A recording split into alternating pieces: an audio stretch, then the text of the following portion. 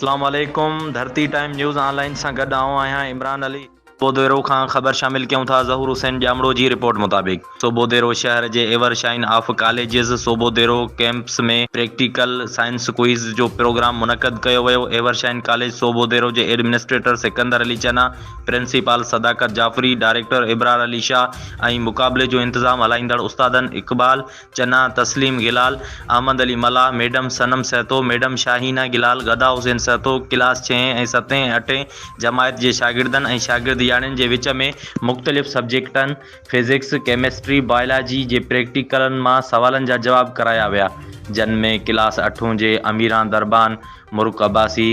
काशिफ मुगल, अफ़साना भुट्टो, मुशरफ मला, क्लास 7 जी शीरीन रज़ा मला, सानिया तुन्यो, इख़लास मुगल, सनोबर सामटियो, यकीन अली शाहाणी, उमेद अली चना, क्लास 6 जी दुआ मला, फरहान चना,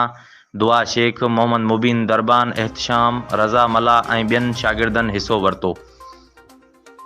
एवरशाइन कॉलेज सोबोदेरो जो एडमिनिस्ट्रेटर सिकंदर अली चना मीडिया के ॿुधायो त अहिड़ा प्रोग्राम कराइण सां ॿारनि में इत्साह पैदा थिए थो ऐं हौसला अफ़ज़ाई थिए थी, जंहिंमें ॿारनि मुख़्तलिफ़ सब्जेक्ट्स जी टॉपिक्स ऐं मौज़ू ते सवालनि जे जवाब में सम्झाणीअ सां ॿारनि जे शऊर में पिणु वाधारो अचे थो।